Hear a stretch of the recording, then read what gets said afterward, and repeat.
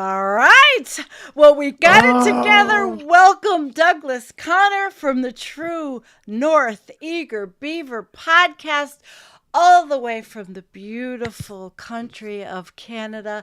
I am Sandy Shellis, your host of Environmental Coffee House. I am so happy. Welcome. Welcome. thank you. And I'm I so can hear you. excited. Me too. Me too. Now that I can hear you and you can hear me, it's great. So we are, Yes. and we've got a wonderful chat. Everybody's joining us. Bella and Saucy Sea Witch, your moderator, is here. And Tommy, it's a groove dragon. My dogs are goth. Elaine, hello, Elaine, darling. It is just wonderful. If I miss you, Looney Tunes, everybody, it's just wonderful to see all of you. We have a Lots of friendly faces. Yes, lots of them. And we have a pack show. Um we're going to talk about politics, climate, voting, everything Canada. Doug is going to Do you like Douglas or Doug? I prefer Douglas, but I'm not picky. Douglas is fine. Douglas is fine. Okay, Douglas. But we do I have like I said, I have some like videos and all kinds of things and it'll be fun. So why don't you Excellent. first tell us about the True North Eager Beaver? And I happen to know that you got started during the pandemic like a lot of YouTubers. But I was way before that. I started 8 years ago, and I remember during the pandemic, so many people started coming on that, ooh boy, there was a lot of competition. But it's great to have found you, and I found you through Jake from What You Can Do. Oh yes, we love Jake. Yes, we love He's Jake. fantastic. All right, so Yes, Jake let's was hear from the you. first. Jake was the first American to be on our show. Wow, he was. Yeah. That's amazing. Yes, he was. Well, Yeah, it's yeah. a Canadian Um, show. Yeah. Well, we that's the thing, right? The True North Eager Beaver podcast is a podcast that focuses primarily on Canadian politics and culture. We do talk about the larger world, and mostly often as it relates to Canada, but sometimes just there are things going on in the larger world that you need to know about. But we specialize specifically on Canadian politics and culture, and what we try to do is, make it accessible. We try to add some humor, as said, for people who listen to the Daily Beans, for example. Yep. We too have appropriate profanity. Our shows are for adults, but also with a specific focus on political literacy, media literacy, and civics literacy in Canada, specifically because our countries are very similar in many ways. We look alike, we speak the same language, we eat the same foods, and all that kind of stuff. Yeah. But the United States is a republic, right? And we're a constitutional monarchy. We have the Yes. Westminster parliamentary system, right? You vote That's directly for your president. right. We do not vote directly for our prime minister. So there are things that are very, very different. So it's like, but in a context like is going on today, makes it very difficult because we can walk amongst each other. And if we're just looking at each other, we can't tell each other apart. And we have a lot of things in common, but we are do. inherently also we are different. very different. Yes, exactly. we are different. So, but that's the so, beauty of.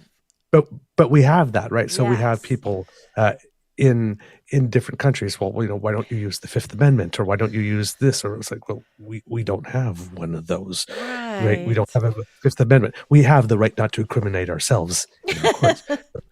But nobody pleads the Fifth in Canada, right? It's different. But there's so much American TV and all that kind of stuff, right? That things cross the border back and forth and get fuzzy after a while. So sometimes you need to be a little clear on your civics. And your civics are very important because if you know your civics, it makes it much harder for people to pull the wool over your eyes. Yeah, that's great because in the United States, no one knows civics. I don't even think they've taught it in high schools or anywhere in years. Yeah. So that's the thing that we're, that's sort of like our niche. And then of course, like I said, a little bit of sass, a little bit of fun, we play, but we really try to be absolutely clear on facts. So we're facts first. Yes. Then we'll add our analysis and our opinion. We are not journalists. We curate and we analyze and comment. on the news. Yeah. But we do try to follow journalistic principles, even though we're not. We do try to follow. I was a debater back in the day, so when we make our arguments, we do try to follow logic and try to avoid sophistry. So reasoned analysis, no big flights of fancy, clear on the facts, and because everybody has a bias, we put ours up front. So we're a nonpartisan show, right? But I watch every morning. but we're on the progressive side, right? Yes. But you can be, mildly conservative fiscally and still socially progressive and find something that you're going to like on our show. You can be an environmentalist and find something you're going to like on our show, right? But if you're extremely militant on either way, right or left, you're probably not going to find as much as that you like in terms of things that will validate your opinions, but you'll still get clear facts and you'll still get clear on what the things are related to civics and political literacy. And then you can take what you want and leave what you want because you always know where we're coming from. We're not pretending we're not biased. No, right? your show we believe has in being taught me a truthful, lot. but not neutral. And I've learned a lot from every morning now. I get up. You're on thanks. early. The show starts at 7:15 Eastern Time a.m. We like to say 7:05-ish tech willing, 7:05-ish tech. But willing. often it gets to 7:10 or 7:15 because just some days the platform just won't work. Yeah. And then there are some days where I'm just like, trying to get that last extra 5 minutes of news to make sure that my story is complete that I'm bringing there. So it's like, just hold on, I'm getting some extra stuff so I got the most up to date. But 7:05 is in the morning. It Eastern is. time. I never make it on time, but I'm don't worry about there now every day. Because it's wonderful it's very refreshing to have a Canadian podcast, to have Canadian news, and not thus the same old rehashed American bullshit. I mean, there's a lot of people in the States that are very, very upset about what's happening, but rightfully so. We'll get there. I have a couple of videos to play, and then we're going to comment on what I've set up, and I have questions about well, we are a climate and an environment channel here, and right. we lived through the Canadian wildfires, which was completely horribly traumatic for your country. We breathed it in, but you burned it up on, not of course, not on purpose. Yeah. But I mean, it was just awful. And but then you had your own experience in LA just recently, right? Yes, we did. Yes, what happened was it was tragic. It was just tragic. Unbelievable, actually. I mean, nobody ever looked and thought that we were going to have Los Angeles burn up like, the very wealthy areas. It was just, it's crazy. It's crazy. But this is what's happening with the different, with our climate, with the droughts and the heat waves and all that. But hey, like Linda says, where is she in the chat? She said, no place is immune to climate change, and it's just going to get worse. Yep, it's Linda, equal opportunity. Yeah, I know. It really is. That's the thing. Climate disasters are equal opportunity. I get a little chance maybe to fix this. I was glowing for a bit there. I know. You were glowing. Yeah, there we go. All right. Like that. So what I want to start with, and then we can I'm going to play a little video.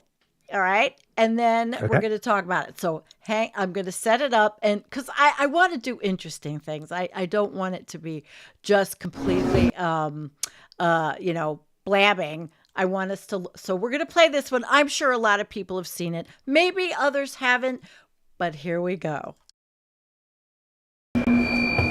Hey, I know it's in our nature to cut a guy some slack, give him the benefit of the doubt, like maybe he was confused or just joking or just maybe really needed a double-double. But this isn't that guy. These aren't those people, and those are not the Rockies. They make a lot of mistakes. They mistake our modesty for meekness, our kindness for consent, our nation for another star on their flag, and our love of a hot, cheesy poutine with their love of a hot, cheesy Putin. They think they can bully us, threaten us, and push us around. But they do not know us. That artificially drawn line they keep talking about, not artificial, and it's not on a map. It's right here. This is the land that Terry ran, the land that Gord sang about. This is the birthplace of peanut butter and ketchup chips and yoga pants. It is the land of universal health care and the bench clearing for all, of innovation and optimism and getting her done. This is the land of the peacekeeper and the Shawinigan handshake. Are we perfect?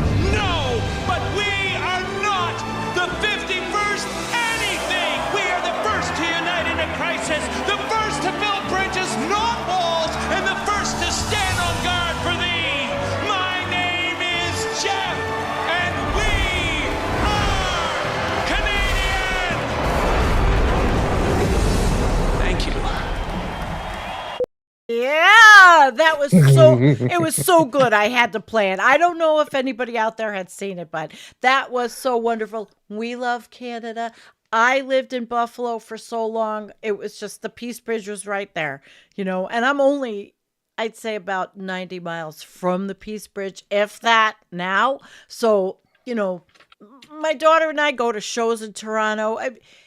I just hope it doesn't change, because I know that there are Canadian friends that are very angry at us, and rightly so. Yeah. Now, that blurb you showed, it's actually a sequel, Yeah. because 25 years ago, there was an original commercial with this guy. Yep. It was for Molson Canadian beer, actually. And it was, I am Joe. In the commercial, it was, I am Joe and I am Canadian. And it hit everywhere. It just hit everywhere. It hit all the chords. And this guy became a media personality for CBC, which is our national broadcaster, a public broadcaster. And his name is Jeff Douglas. Great last name. Yeah, there you go. If I say so myself. And he did a sequel of this 25 years later, given the context that's going on there. So if you, for example, when you see Gord, you'll see that there's two people there, which is first one is Gordon Lightfoot, who Americans of a certain age might know, because that big folk era, right, was big. But the second one was Gord Downey, who's the lead singer of a band called the Tragically Hip. That did get a little bit of success in the United States, but not as big. They were very much known as a Canadian band, wrote about Canadian things and Canadian places. And basically, in the United States, on the back of your coins, you see you have "In God We Trust." Up here, we say "In Gord We Trust." In Gord. Right? I love that. And then the Shawinigan, the land of the peacekeepers, yes, and the Shawinigan handshake. That was an event on the Parliament Hill one day where then Prime Minister Jean Chrétien, who was probably well into his 60s by then, probably maybe even his early 70s. There was a protester that had a megaphone on the hill, and he was turning it, and all of a sudden the Prime Minister felt like something metal near his ear, so he just turned around and just grabbed the guy by the throat and pushed him away like this, and everybody was just like, "Whoa, dude, how did you do that?" And so they called that the Shawinigan handshake because the Prime Minister was from Shawinigan there. So there's just some little Canadian cultural references in there. It's sweet. But, I was going to play the original, the 25 years ago. You probably would have got dinged though. Yeah, I might have, because I did not. This one, this is copyright free. He's letting everybody have this, because I uploaded it beforehand to check to make sure there was nothing. But I'm not, because I wouldn't play it if it was going to be a disrespectful. But he's saying a message. I mean, he's telling everybody this is insanity. This whole thing. I guess we could start with this. I do not say the word of the name of our president. I'm disrespectful. I call him the orange turd. I can't help myself. We've all lived through this, and we're living through this again, only it's much more of a nightmare. Nobody heard of, Canada, the 51st state, a few months ago? Was he saying any of this during the election? He wasn't saying that during the election, but there was a No. thing before because one of the Tucker Carlson, just before he got Yeah. booted from Fox, had prepared one of these specials talking about how Canada needed to be liberated, Yeah. similar to how there was talk about Ukraine needing to be liberated by the Russians. And it seems that at that time, Fox didn't want to go that far. And that had a lot to do with why he went. There was also, of course, the major stuff having to do with, of course, Fox being sued and having to Sure. compensate several billions of dollars. But around that time, he was going down that route too, and that got stopped.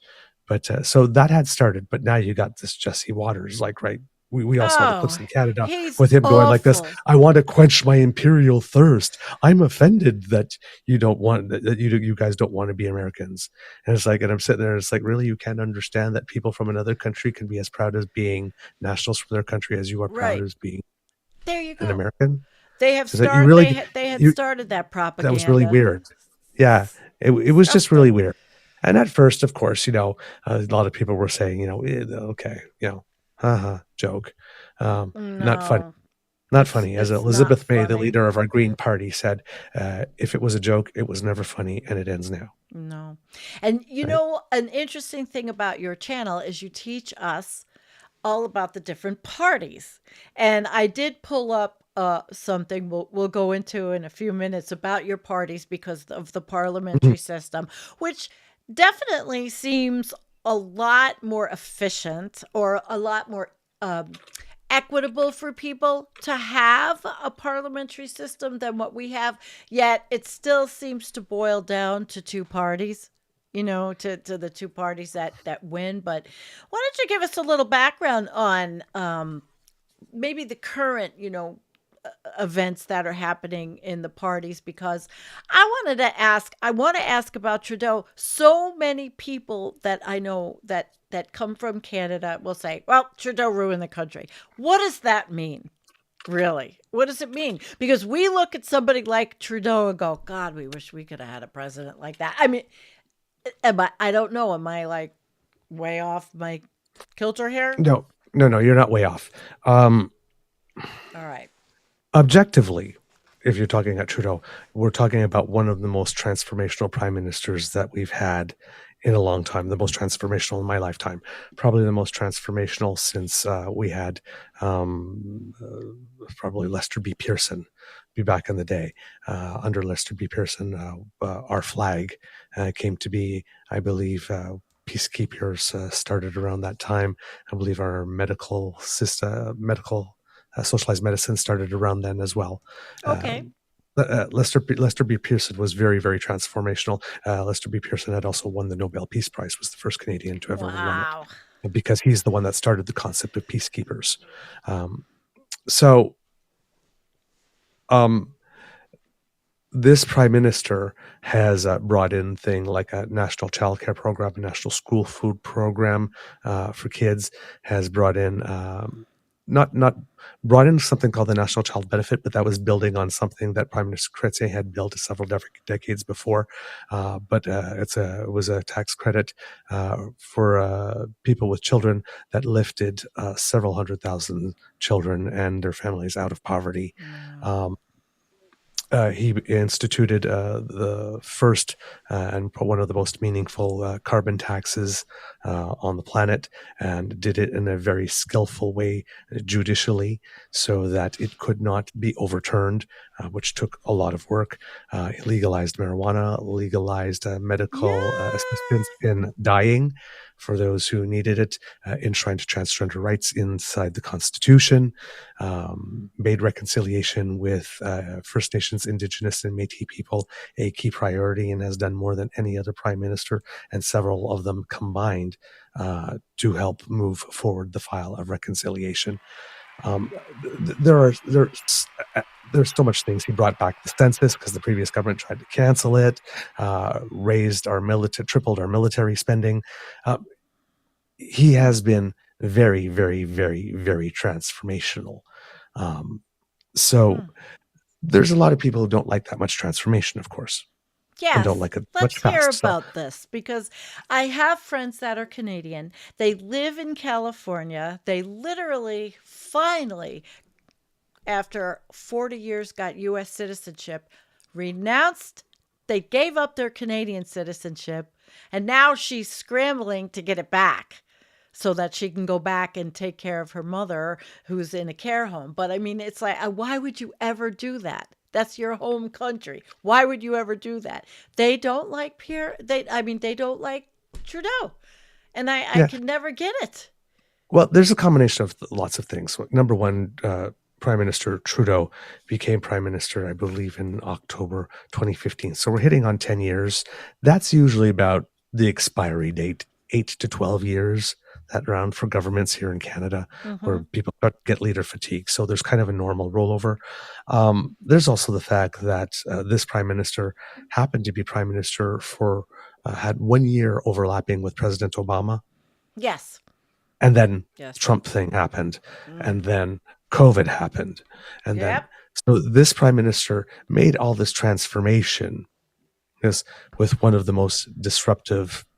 unfortunately, presidents possible, and then the Yeah. first global pandemic since the Spanish flu, and which is over 100 years. And when you think about the Spanish flu back then and now, we travel now more, and we are way more interconnected, right? So, in terms of global pandemics, you know, what we just went through was something absolutely that upended the entire world. And then you had all the Yes. dynamics that happened with that inflation, Oh, yeah. higher Like interest rates, shipping routes, scarcity, the trucker and then the war, convoy. Oh, the my convoy, God. then the war in Ukraine, which affected the breadbasket of the world. You had all these things just piling on one another. So this was an absolute terrible time for anybody around the world Okay. to be leading anything in the first place. So to So be you're able right. to lead and make all that transformation at the same time while all that was going on, Mm-hmm. this is how good he was in terms of getting all that stuff done and being effective as a leader. Now, he did have a couple of blind spots, right? He is much more socially focused and having the backs of Canadians, and therefore fiscal policy itself wasn't necessarily a key priority. There was nothing Mm-hmm. egregious going on. It's not like our financial situation in the country is terrible. We have one of the best balance sheets. We probably have the best balance sheet in the G7. We have AAA credit rating. Our debt to GDP ratio is the best in the G7. Like a lot of people would kill to have the economy that we have at the moment, at least the balance sheet. We've managed things very well. And we managed COVID well, and the bounce back from COVID, we did get that mythical soft landing out of it. And we did have, Wow. compared to many other countries, relative to population, very few deaths. We still had over 50,000 deaths, but relative to population, that was a low amount. 50,000 deaths in the whole country. I mean, I Yes, know your of about 40 million. population. Yeah. We have Yeah, 300 million. We had what, over 1 million deaths? yeah. So I guess It was, it, yeah, yeah, statistically it might even out maybe. yeah. But I what don't happened know. is, when all of this happened, right? Mm-hmm. One of the things that we kept on telling people on the show, and we were referring, the most recent pandemic that we could remember North America was the HIV/AIDS pandemic, Oh, yes. right in the 80s. So we were telling people, there are some things that happen in pandemics all beforehand, and the one Mm-hmm. thing we were telling our audience is that when the pandemic is done, if you look at results compared to other nations, particularly near peer nations, Mm-hmm. and you've done well, and you're sitting there and you're thinking, wow, the government sure did overreact. It wasn't really all that bad. It's because the government made the right decisions. Made the right decision. Yeah. Because the We government made the right tried. decisions. We You got tried. to look at both things together, though, right? How you Mm-hmm. did compared to near peer countries, and then you feeling how much you felt the government overreacted.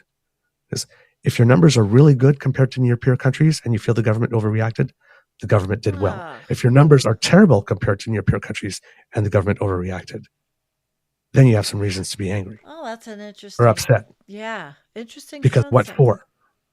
Right? So, but we were laying the groundwork, bringing our audience along from the beginning with these types of concepts to let you know. So, Mm-hmm. and this type of discourse wasn't really public.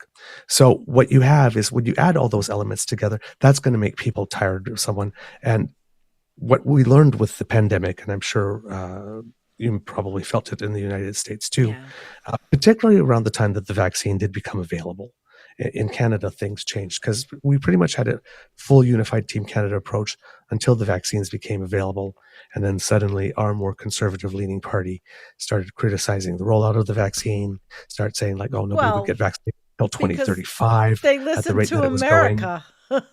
Well, but that's where they started when they when they when they got over the fear and knew that not millions would die, at Right. least in Canada. They Right. started immediately positioning for political advantage and left Team Canada. So when you were asking about Canada and our various Wow. things, right? Yes, we have a multi-system party, right? Just like the United States has, sorry, not We multi-party, we a we multi-party system. do. You have multi-party systems, We but in the do. United States, only two parties ever get elected, and every now and then you might get an independent. Over here, Yeah. we have a multi-party system. There's probably about like 42 parties or something that are registered with Elections Canada. I There are know. five. I There are have. five of them that get seats regularly, Yes. and then we often get independents, right? So we have a Liberal Party, which is somewhat similar to your Democrats.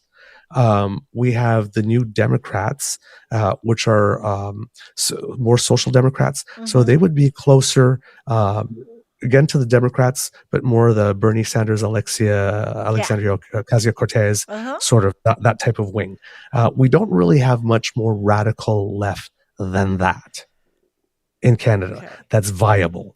We have a Green Party that a lot of people Yes. confuse as being a very left party, which is actually a progressive conservative party, Which I really. learned from your show when you were Because, talking about the yeah, candidate. exactly. So Mm-hmm. if you're looking just at environmental policy, considering where the window is today, the Overton window is today, of course, because the right has made everything environmental toxic, right? It's looked at as a left left issue. But Mm-hmm. environment and everything with the environment genuinely, inherently, is a political right issue. I mean, talk about conservatives. Back in the day, we used to talk about environmental conservation, Yeah, that's conservation how it conservative, right? started out here. Carbon taxes are inherently, by design, the most genuinely conservative way that you can impose it. It's the least amount of bureaucracy. You're giving people the choice on how much tax they pay. Mm-hmm. I guess it's based on Yeah. consumer behavior and consumer psychology, right? It is inherently conservative. It was actually Yeah. proposed first by the Conservative Party in Canada, but then they didn't go through with it. And then the Liberals put it in, and then the Conservatives actually fought against an inherently conservative idea. There's no more conservative way to reduce emissions than instituting a carbon Doing tax. that. And they fought against it and made it Yeah. toxic so much that we That's got to what I take it apart. see. We're going to have to remove it now Oh, because they've God. managed to poison the concept with the Canadian public. Well, So, but we've got this group. yeah.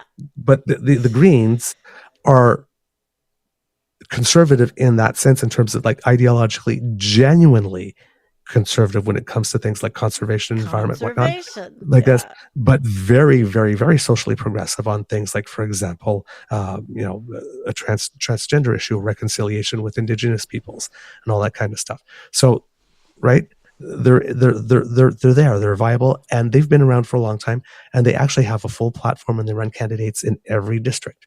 They're a full party. That's terrific. So we have them three. Then we have our conservatives, which are used to be progressive conservatives, Mm-hmm. but around the 90s took more bent the same way that your GOP party is. There was sort of a Newt Gingrich element that came in Right. around the 90s, and now its current leader is trying his best to be a carbon copy, Canadianized imitation of the president of the United States, but it's really not working for him now.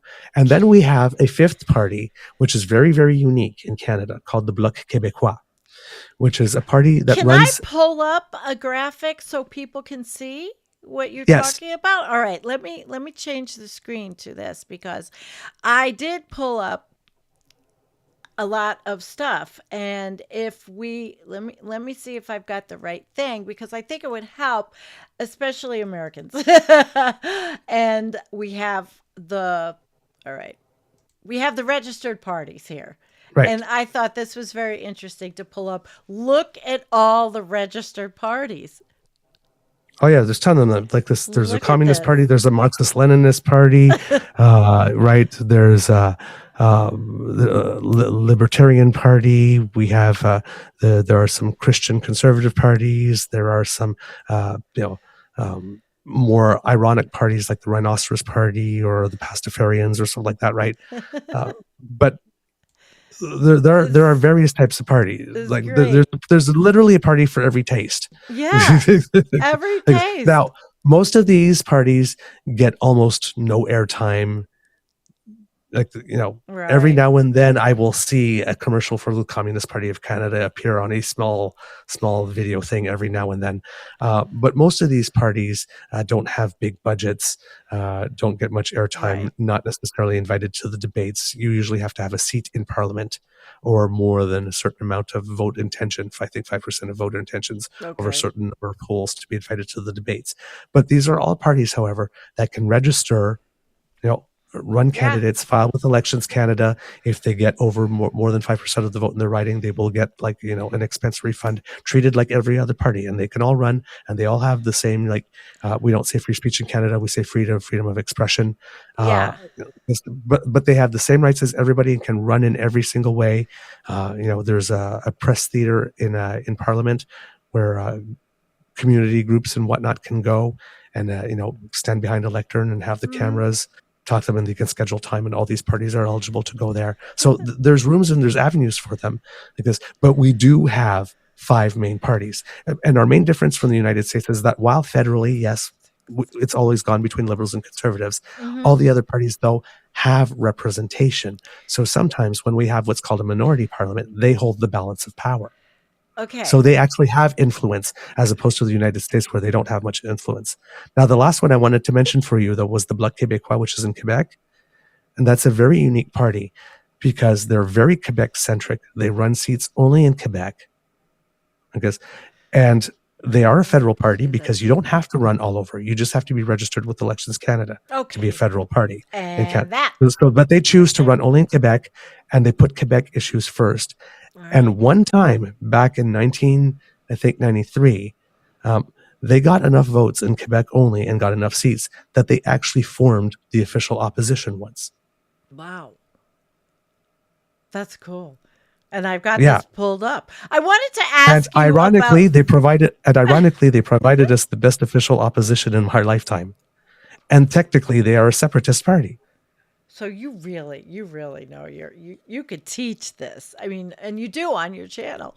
I wanted to know about this Canadian provinces, the partisan breakdown, how accurate you think this is with the parties. Is this something that is actually, it was from another website, Multi-State Data, as of February 4th, 2025. Do you think that this is how it really matches the country? Because I know how when we look at our country, and they always break it down by blue and red, and it always looks like a big sea of red. What do you think about this one here? Okay, this if you're thinking, if you're trying to correlate this to American politics, this map is very misleading. You can't do that. Okay. The colors that are here represent the parties that are in charge provincially. So just like in the United States, you have governors. Yes. We have premiers. Okay. So these are the premier. So in red is the Liberal parties in Newfoundland and Labrador right now. The blue that you see, that little island, Prince Edward Island, right in the right there, yeah. And like I said, Nova Scotia and New Brunswick. New Brunswick is now red since then.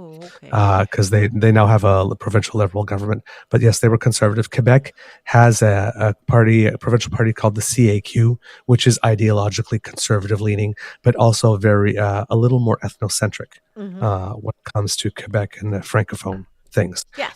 They're in trouble right now. The next election in Quebec, they're probably going to get the most likely to get the boot. Then in Ontario, we have a progressive conservative government that just got elected to a third majority mandate, and nobody understands how or why, because he's awful. But Really? there you go. Oh. And Manitoba is switched now. Manitoba would be orange, where they have an NDP government, which is more social democratic. But the NDP governments provincially are a little more progressive conservative than social Okay. democratic, where they lean, Okay. but they do have social democratic elements. The Green is the Saskatchewan Party, Yep. which is a conservative party. What happened in Canada, many conservative parties imploded due to ethics issues. Saskatchewan is a very big one. There was a Grant Devine government back in the 80s that was absolutely terrible. People went to jail. And in Canada, when conservative parties screw up bad enough, they rebrand and start as another name, and often take the name And- of the province or the country. So there's a Saskatchewan party, there's an Alberta party, there's a Yukon party, And there's I read and all of them are today, conservatives. I read today about the Buffalo Party. Yeah. Now they are calling themselves the New Republicans, and they're trying to brand themselves as MAGAs in Canada. It's Yep. sickening. How Yep. dare they? Oh, God. Right. And then in Alberta, a hyper-conservative government there. Okay. In New Brunswick, we have a new Democratic government. And then, of course, up north there, we have the territories, which also have governments, but they do things differently because they do consensus-style government. All right. So what they do up in the north, because the populations are spread out among big regions, they elect their representatives, and then they all sit around a table and amongst themselves choose who's going to be the premier. And they work more on a consensus model, but their Okay. councils are much smaller, right? 14, 15 people, 22 people. Thank you. But they work more on a consensus model rather than an adversarial model like you see in U.S. Congress or in regular parliament. Well, that was very interesting. I thought I would like to have you tell us a little bit more. I mean, really, honestly, I'm now very interested in learning, and I think everybody is, because with this 51st state bullshit, it's just very upsetting. So I also liked your Elections Canada, and specifically what I wanted to know Yes. about money in politics. And Yes. I was looking for that. Where's that under? Tell us about funding for these political financing. Yeah, let's hear about that. Okay, so one of the ways that we, like when we say we're different, right? One of the ways that we're different, so Yeah. it's like the Bloc Québécois, like we told you, right? Uh-huh. That would never be able to exist in the United States. That would be considered seditionist and treasonous, and right after that, we in Canada, our point of view is separation is a legitimate political view. Okay. It's not one we share, but you can either crush it or form it and try to stifle it. And then you get the situation like you have with the Basques or the Catalonians, Okay. right? Where it becomes violent. And we did have a bit of violence in the 70s with the Quebec separation movement, very, very briefly, the FLQ crisis, where one person died and I think somebody got kidnapped. And a diplomat got kidnapped. And we put an end, we declared the War Measures Act on that really quickly, and nobody's ever tried anything like that ever again. So that happened there. So that's one of the ways we're different. Another ways that we're different is exactly this campaign financing issue. Yes. So in Canada, our election periods are way, way, way shorter than yours. Right? Which is great. You guys have the whole primaries thing, and then you have this long thing that lasts almost 2 years, and you have midterms and all that kind of stuff. We have none of that. We have none of that. We have nomination races for people to be their party's candidate in their district. Okay. And then when we have a federal election, we have 338 districts. Next time we'll have 343 because of population growth.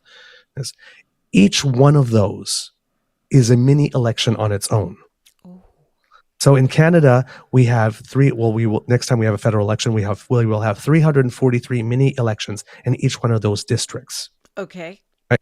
Whoever gets the plurality of seats in each district, that party gets that seat. The candidate that was representing that party gets to occupy that seat directly, right? The fact that they win the seat in the vote directly makes them occupy that seat. Gotcha. Right? There's no electoral college. There's no nothing. No. Vote. You win the election. winning the election leads directly to your butt occupying that seat. And you do not have where we had Citizens United, which made corporations are a person. You don't have billionaires buying your politicians. Not in that way. There's Not in there's that way. ways to try it, but not in that way. Okay.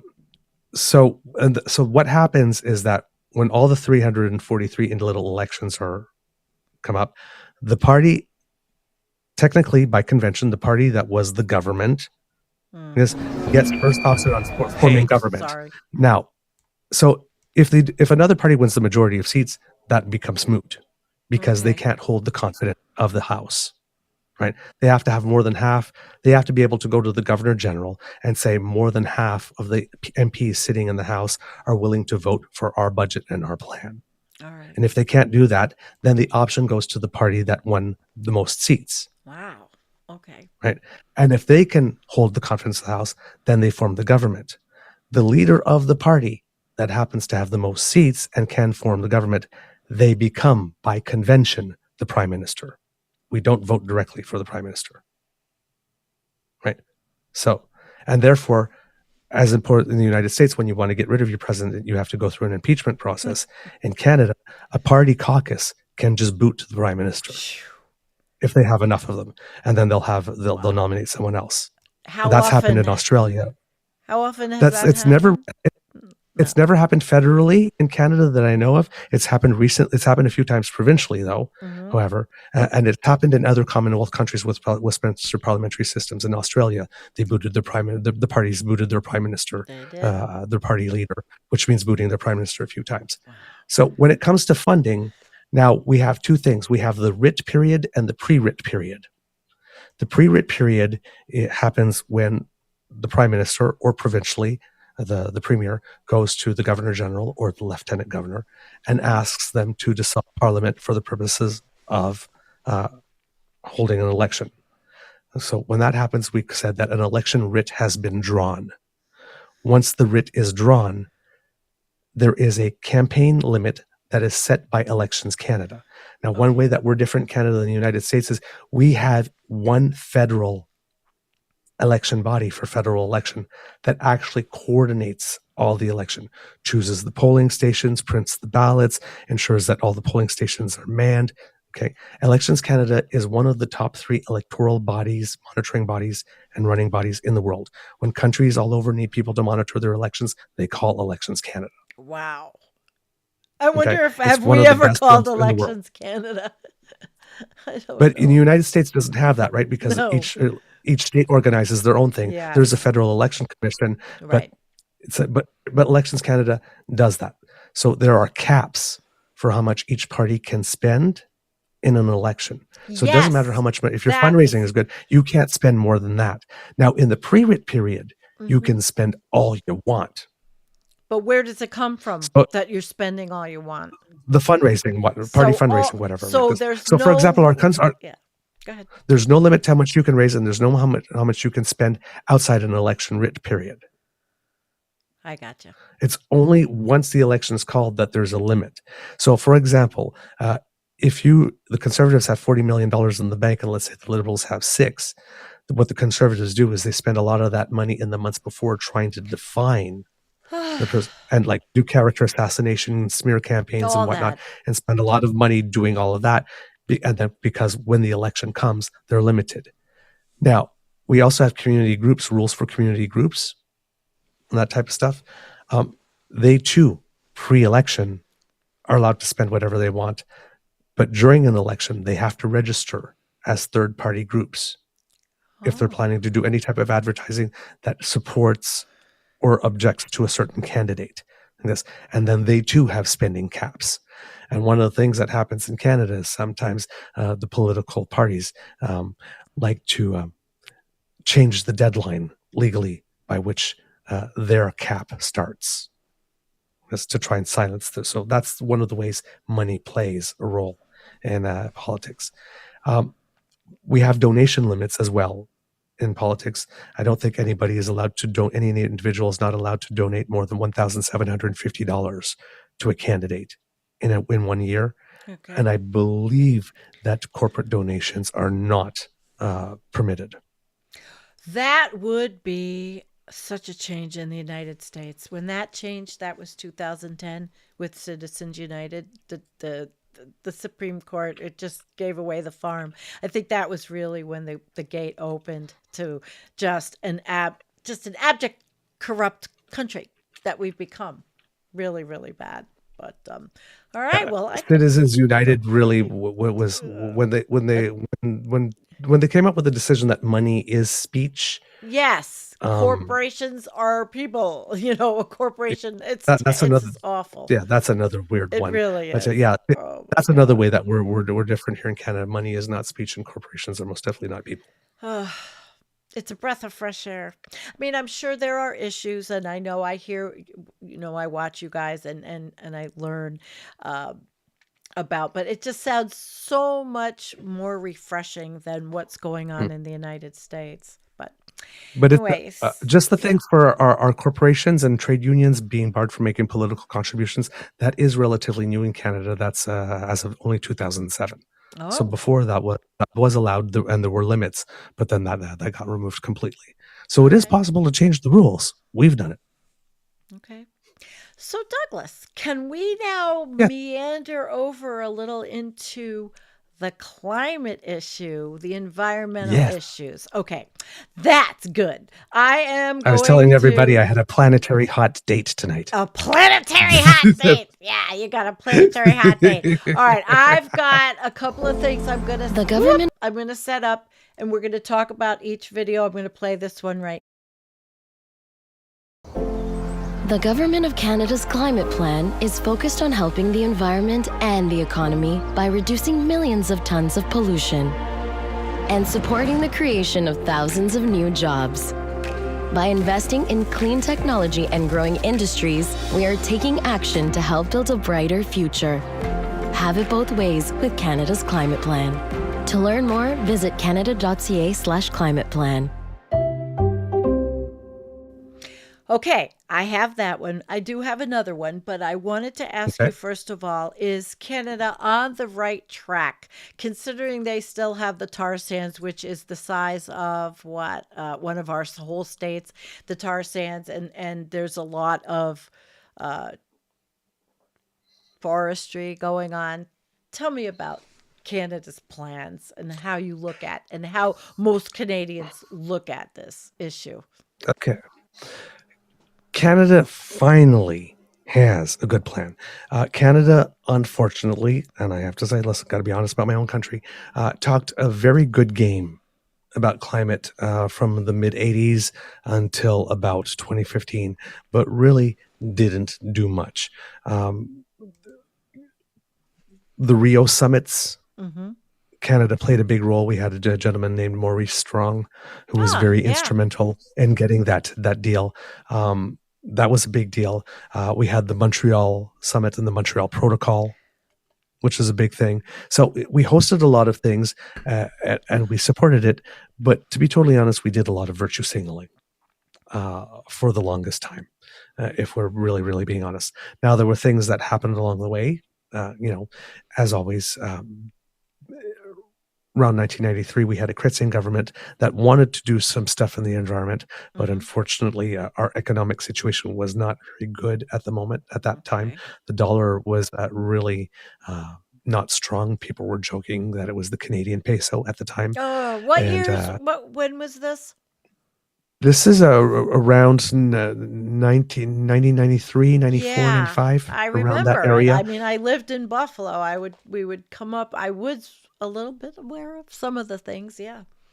Yeah. Yeah. So we had a liberal government but this one was a liberal government. Liberal governments sometimes change a little bit. Sometimes they're a little more center right. Sometimes they're a little more center left. This one, we had one that was a little more center right, but they were tasked. They did a good thing is they talked to the Canadian population for about a year or two about what things were going on and said that we had to make some very strong decisions. So there was some deep cuts, especially cuts to transfers to the provinces, which affected health and other things. And we took some pain for several years, but we put ourselves in a situation where we then ran 8 or 9 surpluses in a row. and then we started reinvesting money in that in things. Mhm. But that government was not able to do as much as it would have wanted to because they were trying to get us back on track. And then that government was in charge for about 12 to 13 years, and then we got fatigue, and then we got we got actual conservatives, not progressive conservatives anymore, because that party had died federally. Actual conservatives, so full-blown GOP type stuff. So we got Prime Minister Stephen Harper, who's now the chairman of the IDU. So Americans, if you understand or heard about the IDU, former Canadian Conservative Prime Minister is the chair of that. And a lot of the stuff that you see going on in the United States is stuff that was beta tested in Canada when he was Prime Minister. So removing all mention of climate change from government websites, we did that first. You did it before us. Ugh. Yeah. That's It was Stephen Harper, the chair of the IDU. They got the idea from him. We're very, very sorry for that. We're very sorry for that. So I guess certain things. it's hard because, look, my channel covers a lot of territory on this, and we tend to be what you call doomers. I mean, the big picture is pretty ugly, and now with this anti-science movement in the United States, fairly soon, I honestly believe we're not going to be able to use the word climate change. If I want to name a show and say, put climate change in the title, I have a feeling it's going to be like not. There's a whole, I mean, even there was a list that came out today in the National Institute of Health. Even they don't want words in research projects. Like disability is one of the words. I mean, there's a mess here. Yep. But anyway, let me set up the next video, little video. Let me finish. Let me finish answering your question there. Yeah. So then we had the Harper government, and that Harper government was completely anti-climate. Okay. In every way, shape, or form. They tried. They gutted legislation like the navigable waterways legislation. Yep. To like allow things to pass. They did absolutely everything. Problem is with them is they had a fetish for expediency and did not want to respect the courts and absolutely did not want to negotiate it at all with indigenous populations. So everything that they tried to do, and this was all to build a whole bunch of pipelines, they did not get an inch of pipeline built to Tidewater. I guess because they kept on not willing to respect the law and the court system in Canada, particularly when it comes to Indigenous rights, particularly when it comes to things environmental, very much frequently sides with Indigenous people. So the government was completely stymied and was not able to do anything. Good thing. Now, for other things, however, their policy was to bet it all on carbon capture and storage. So as far back as 2005, 2006, the Conservative government in Canada, their entire environmental plan, and that still is the case to this day, is hope that some smart person somewhere invents some scientific thing that will solve the problem so that we don't have to do any work and change our behavior.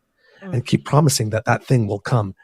And it's carbon storage, and it'll happen, really. Well, here we are, 2025, and we still don't have a massive deployed carbon capture and storage thing. So we would have done nothing for 20 years under the Conservatives, hoping for some technology to come along. The current government actually put in place carbon pricing and made it legal proof. Right. They keep on calling it a carbon tax, but they actually made it like a levy, so it doesn't act like a tax in any way. Yes. And all of the money that is collected is returned to people or to government institutions like hospitals and schools and whatnot so that they can green. So none of the money goes into government coffers directly. All of it is redistributed. How do you actually feel about carbon capture, though? Carbon capture and all of that technology is not something we are in favor of. Is it, if it worked and was able to be deployed at grand scale, fine. But the problem is that it's not, right? And sitting there and hoping, because with the Conservative government, first of all, they're hoping that the technology will come. But then even if it does come, you got to hope as a citizen that the Conservative government at the time, number one, would want to fund the science that brings that type of invention come along, and they don't believe in experts and they don't believe in science, really. Then you got to believe that once that thing came along, that would probably displace something, Mm-hmm. new technology that would be disruptive and displaced, that the government would want to fund deploying it on a scale large enough, right? So there's a lot of hope and praying in a conservative policy that things will get done eventually. Right. So the Liberals, what they did is that they started with that, and then they enshrined a framework in law by which you had to do things environmentally, and then they started adding incentive programs. So incentive programs for green vehicles, incentive programs if you wanted to re-insulate your home, if you wanted to buy a heat pump, if you wanted to do all those types of things. So they had all of those things Like going heat on. pumps. And then they were trying with standards for EV vehicles, trying to make Canada an EV manufacturing and battery manufacturing center. Mm-hmm. So there's so they were putting a lot of things in place. The number one thing that killed their reputation environmentally was building the Trans Mountain Pipeline.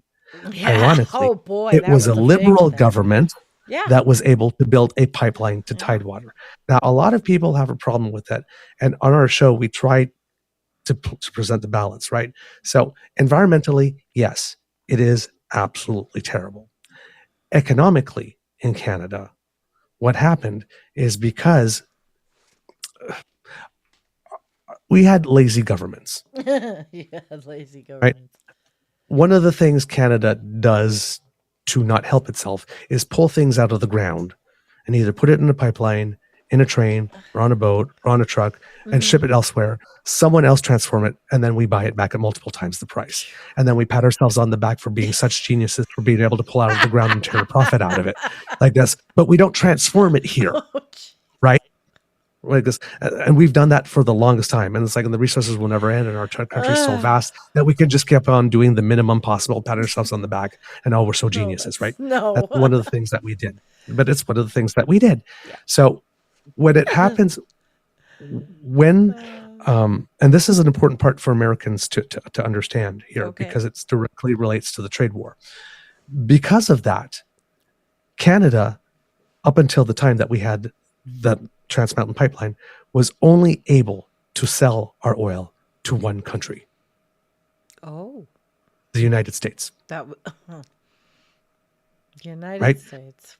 So, and there are lots of refineries in the United States that are tooled specifically to handle the oil that we have. We have heavy oil. Right. Like this. So it needs a lot of processing. The Texas light sweet crude can also be taken out of the ground and shipped out somewhere. So the United States, right, when President Trump says Canada doesn't have anything that we need, 60% of the oil that Americans use in the United States is Canadian oil, because Americans take the light sweet Texas crude and export that for sale. Right? So we actually do have a lot what you need, because if 60% of the oil stopped coming in all of a sudden overnight, there would be trouble. Yeah. Right? Yeah. So that was the number one thing. And because of that, we sell it to you at a discount. Because we only have one. But because we only have one customer, we can't command the price. Gotcha. So it's sold at a discount. So when President Trump talks about that trade imbalance, that trade surplus that they got, okay, you have to think of it. First of all, he says it's about $200 million. It's really only about $55 billion. It's not $200 billion. It's $55 billion. Number one. Number two. Well, he never tells the truth. Most of the trade surplus is oil. That 60% of oil that you guys use that apparently you don't need, that we have that you don't need, that's it. If you take oil out of that, we have a trade surplus with you. We should be tariffing you based on what Trump is saying. Right? According to Trump's rules. So, and then you guys get we're running a surplus with that oil that you're getting at a discount. So if we were actually charging full price, the surplus would actually be bigger than it is. So he wants more money. He wants us to buy more stuff to make up for surplus that's caused by stuff that America is buying from us at a discount. It's that's like how ludicrous. effed up that is. It is. It is. It's completely effed up. Oh my God. Deep breath. Let's play a video. Let me set up another one, another little video, and let me see. Okay, we're going to play a video in BC's Lower Main. heat. So hang on, let me get this set up, and then we're going to talk about this problem. In BC's lower mainland, the air is thick, a heat dome trapping smog and spiking temperatures, pushing people to find ways to cool down. Ice water. Can you say it a little louder, buddy? Say, eat ice cream. Eat ice cream. As almost everyone across the West finds ways to beat the heat, new research by Environment and Climate Change Canada is revealing how much influence climate change had on a mid-June heat wave in Ontario, Quebec, and Atlantic Canada, pushing temperatures in some areas into the upper 30s. Our finding was that an event like this was made at least 2 to 10 times more likely by human-caused climate change. Experts say the new rapid research reinforces how burning fossil fuels over decades has powered extreme heat and drives home the need to build defenses. You have to have infrastructure that can deal with these levels of heat, which before you might have said, okay, it's such a rare case that we don't really need to include that in our risk planning. It's never this bad. We've never experienced anything in the 40s in Vancouver. Research following BC's heat dome in 2021 that killed hundreds found climate change could eventually make extreme events like it far more frequent. These changes are not random circumstance. These changes are because of a well understood scientific phenomenon that is going to continue to impact our lives. And as relief comes to Canadians out west by midweek, Environment Canada says it expects to study just how much climate change influenced this heat wave as well. Anand Ram, CBC News, Toronto. So how are Canadians dealing with what was not an issue, even maybe 10 years ago? These drastic heat waves from the weather whiplash that is experienced. How are Canadians handling all of this? It's a big difference. We're a bit discombobulated in that Canada's not really known for that much disasters. I mean, we have earthquakes, but not we haven't really had a big or major one in a very long time. We do have some tornadoes from time to time, but we don't. I mean, there is a Canadian tornado alley, but it is nowhere near active as the one in the United States. A lot of the storms that hit Florida and the Gulf of Mexico and that type of stuff sometimes bypass completely the Atlantic provinces, but we do get hit now and then. We'll have one of the biggest natural disasters we had in my lifetime was an ice storm that we actually had, I think, around in the 1998 or something. Okay. 1998, yeah, where we had several days of just the weather was in January, and we had like these freezing rain. So like the rain would fall and then would freeze, and but there was so much of it that the trees just fell and electrical pylons just fell. It was days and days and days. That was one of the, but so we do have some. But now all of a sudden, that wildfire summer that we had, not last summer, but the summer before, where so I live in a part of Canada that had one small wildfire, maybe like 200 kilometers away in one end for a couple of days, and that was it. So we weren't hardly affected by the smoke whatsoever. And there was one day where there was smoke that wasn't coming from that small wildfire that was close to here, because that one hadn't happened yet. Yes, I went out to play tennis one day. There was a little bit of smoke in the air, and I thought, okay, that's fine. Yes, and I went out to play tennis one day. I was sick for Just 2 sick. days after. Just I threw up. I literally threw up the next day. So completely new, at least to me. And wildfires are not odd in Canada. But Canada is so huge that often if there's a wildfire, it's a lightning strike, and it's in some part in Canada where nobody lives. Are you sweeping your forests? Fortunately, we are, but in Canada, yes, our Indigenous communities, in terms of managing forest ground and whatnot, actually are teaching their knowledge, whatnot, and that's going back and forth, and we are doing the things that needs to be done. But for example, the government in Alberta, the provincial government, cut people, observing at watchtowers, looking far away at distance to be able to spot fires. So, I mean, they haven't made things better in terms of certain. The governments that are climate deniers are still making decisions that are that remove citizen protections for all intents and purposes. Yes. But these wildfires were a big phenomenon, and they did have everybody talking. Which was very disconcerting, and of course, we heard all the commentary from the States because the smoke was traveling down. I know. But yeah, I it was was gardening in a mask, literally planting my garden in a mask because I'm in New York. But it really was disconcerting. People were really thrown by it, and the part afterwards that doesn't get enough press, and really does need to get more, is as a result of the damage, how much insurance is going up on an annual basis for this. So in Canada, we have the irony of a Conservative Party that is saying that a carbon tax or carbon levy that has added a few cents over the last 6 or 7 years to the price of a liter of gas is what's making it that you can't afford your rent, versus insurance premiums that are maybe going up $200 to $300 per year every year for your home, if you're able to get insurance. Yeah, that's happening in the States as well. I mean, the big insurers, they see the writing on the wall. They know. So that might be something that's happening in the United States too. I'm not as familiar with what's going on there. But people, but conservative politicians making sure when they're talking about doing nothing for the environment, never bringing your attention to what's to the fact that your insurance rates might be going up 10 to 13% of the year, but to get you mad about paying an extra 1% at the pump. Sure.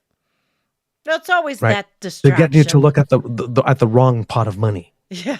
This is what's happening in our states that are Gulf Coast states, our Gulf of Mexico states, that we are Florida. Golfo del Idiota. Yeah, definitely. You said it nicely, nicer than what I could have said. Yeah. Oh, wow. Here, we have to ask this. What's the syrup situation? We all know it's all anyone cares about with Canada. Yes. Hi, Jordan. We had to ask that one right away. Jordan is he has a great Posthume website. Yeah. Hi, Jordan. Well, first of all, it actually is true that we do have a strategic maple syrup reserve. That is a real thing. Yeah. But are the trees actually affected? Because they're starting to be affected in the States. We have a lot of people that tap maple syrup where I live here in my, because it's very rural, and there are issues happening. So I'm just wondering, is that translating up there too? I mean, it has to be.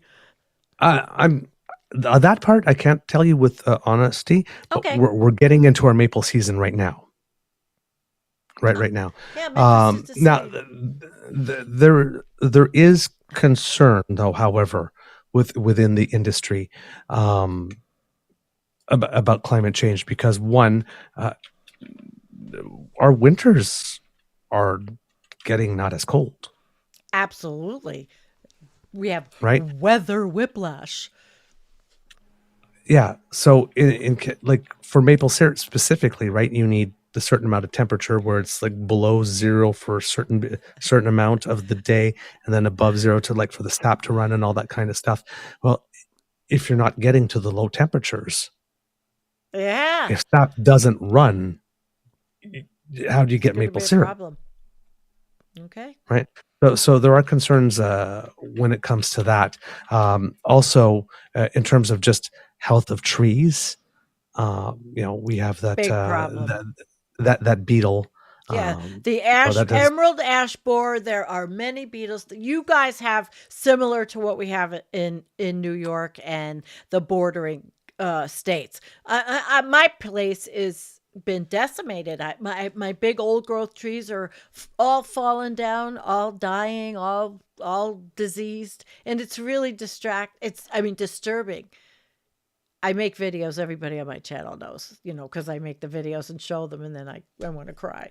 But I can't see how it can be that much different up there. It has to be affecting. Maybe you still have healthier forests than we do, but it's coming. Oh yeah, absolutely, and of course more abundant as well, just Oh, because yes. all the space and all that kind of stuff. But like I said, there's so much we can't monitor at all, No, there's a lot. right? There's so much. I mean, I could bring up many issues. I wanted to know if you know anything about one of our scientists, but he's in Ottawa that we follow, Paul Beckwith. Paul Beckwith. You should Ring a bell. start following Paul Beckwith, and then you can definitely. He's from Ottawa. He is in our community. Everybody watches Paul Beckwith. He really is someone that knows what's going on. He goes over all the science. So I really suggested Canada that maybe you guys check him out. Maybe you want to even have him as a guest. He's in Ottawa. I've just subscribed to his YouTube channel based on your Wonderful. recommendation. That's great. That's great. Well, There let you me go. see. And I'll put it in the chat for those watching here. Terrific. Well, I Hey. then wanted to actually what I wanted to do I wanted to make a full circle. We've talked about Okay. politics, we've talked about climate. Yes, Lightning Rod. Lightning Rod lives in Thunder Bay. He's Canadian. Paul Beckwith yes. is our leader of science. Oh, we have a lot Hello, of Kit Lightning Canadian Rod. followers. But one of our Canadian followers told me today he's very angry, and his name is Hooples Cat. He has a small channel. It's a prepper channel, but he's not extreme or anything. He's very down to earth. He's divesting of everything American. He is extremely angry, very angry. Yeah. And how people are telling me, Sandy, come up here. Sandy, you need to go to Canada. How am I going to go to Canada? First of all, you guys have a housing crisis. Second of all, I have 8 rescue cats, sell my place. I've gotten, I like to make the joke, 2 marriage proposals already. And I've been invited to New Zealand. I've been invited. Well, how can I really leave my country where I need to fight? Right? I need to fight. And Right? you know what I do. I mean, what I've done. My little fighting is even my own place. I have the Canadian flag outside the front of my house with the Mexican flag. Thank you. And Thank you. I have my, my things, but I've been ill. I have some surgery coming up Tuesday. But after that, I'm going to be more active with Food and Water Watch. Bless Pardon me. you. Sorry. Gesundheit. Bless you. Whatever. I don't know. Is there a Canadian way of saying it? Yep. Okay. Gesundheit. That's me.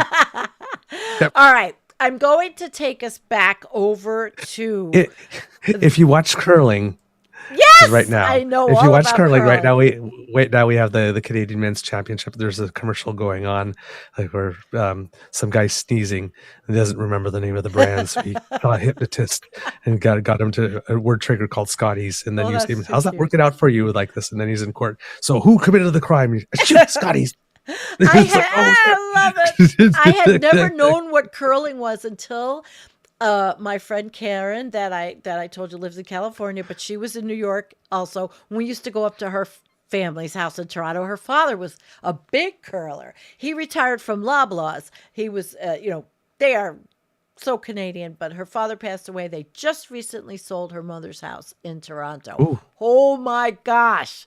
They're not doing bad because they did that. But all right, I want to make a circle. I want to go back to politics. I found this article and I thought that it had pretty good bullet points on this whole tariff bullshit issue because it's upsetting everybody. And so I thought that we would look at these points and that we would go full circle. And here we go. I'm not going to read it, but I want to hear what you have to say about these points. And the first point is annex Canada using economic forces for its minerals. And that's what he was talking about. And the Toronto Star had reported on a series of comments from Justin Trudeau talking about his conversations with Trump. on this. So he had spoken to him again. So what do you see about this part? Um, let's put it this way.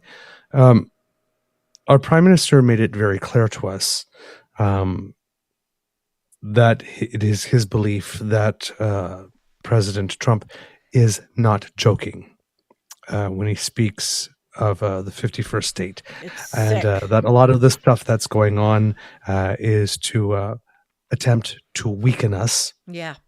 It's uh, horrible. so that when we renegotiate what you guys call the USMCA deal, that by the time we show up to negotiate that, we'll be on our hands and knees begging and pleading, a bit like Volodymyr Zelensky is pleading right now. Okay, I'll sign the mineral deal, right? President Trump does not seem to understand, for some reason, that he doesn't need to do anything to take these by force if he just kept on defending Ukraine. Yes, and Ukraine did prevail.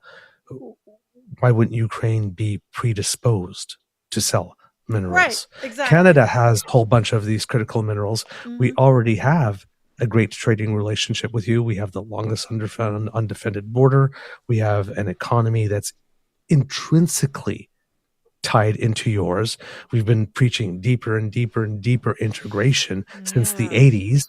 Yeah. Why would there be any fear that we would, like, all of this is completely unnecessary, right? Completely.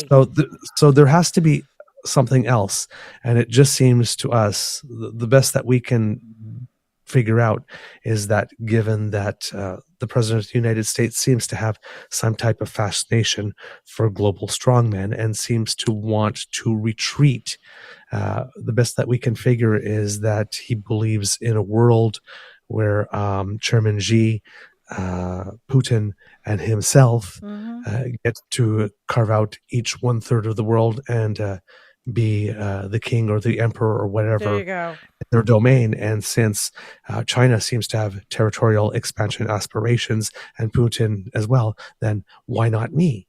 I would like to be part of that club too. And therefore, now all of a sudden he's looking to Greenland and Canada and Panama. But that's about all that we can understand, but that we can figure.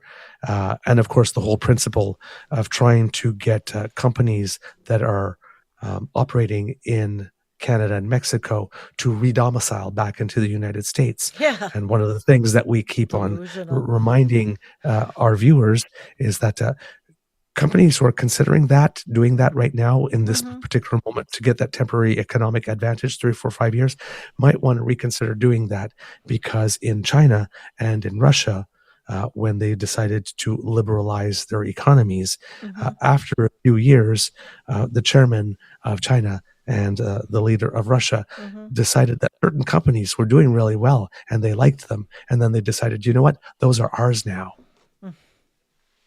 So if all the countries that are, all the companies that are thinking of, you know what, hey, let's take our production out of Canada and put it into the United States, you do that, and maybe 5 years from now, you might lose your company.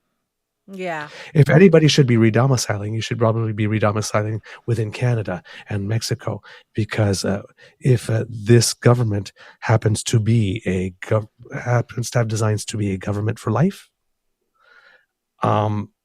you are probably going to have better trade options 10 or 15 years down the road if you're playing the long game, if you don't redomicile in the United States. But they want to send us to Mars, according to Chaz. Oh, yes, of course. Yeah, of course. All right. Redraw the U.S.-Canada border. He has reportedly taken his talk about annexing Canada to new heights, which I think is insane. Okay. It was the 1908 treaty, and it established the border. And now, according to sources, Trudeau said that he replied to Trump with the treaty was replaced by the Canadian Constitution. He also reminded the president that Trudeau's father, former Prime Minister Pierre Elliott Trudeau, had patriated the Constitution from Great Britain to make it clear that Canada has sovereignty over its own territory. And I got to put the applause for your for his dad. Okay, so Thank you. comments. So on yes, this that was one. around the 1980s when we did that. Yeah. So our constitution was repatriated. That's one big difference again when we're talking about the difference between Canada and the United States. The United States was built out of revolution. Yeah, we were. You guys had a tea party and everything, Tea right? party, yes. Right? Yes. So I guess Canada, there were the people that were the loyalists that remained loyal to the crown. Yes. So when Canada, like sometime in the 1930s, like, we knocked on the door and said, hello, Westminster, we'd like to have more things. And then, powers were devolved. And then again, we went back and around the 1980s, we'd like to have our own constitution in Canada, please, because back then all our laws had to be sent to the UK for the monarch to sign them. Right. So we have a governor general. Governor general is the representative of, well, now the king. It's still weird for us to say the king because it's been a queen all my life, but is the representative of the king in Canada. So we don't have to send our laws to the UK now. We just send them to the governor general, and the governor general signs on behalf of the king. So a lot of that stuff that was done specifically in the 1980s, negotiations happened in the late 70s and whatnot like this, but everything was signed in 1982, and that's the way we repatriated our constitution. But we didn't have a revolutionary war. We just knocked on the door and said, "Hi, we'd like to have our constitution, please." And they said, "Yeah, sure, let's go." And so, I mean, again, two different, right? Two different complete nature. Right? The whole concept of you need to fear your government because your government may be tyrannical. That's the American concept. We don't have that in Canada.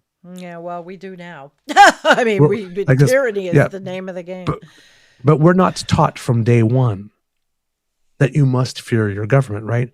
There's no need for us. We do not really need to hold fast to a Second Amendment because we have no reason to fear our government. Because we're not taught from day one that our government might rise up against us because we were not born out of revolution. There you go. That's not our origin story. Love it. Right? It's not that it's good or bad. It's just not our origin story. Right. It's the story.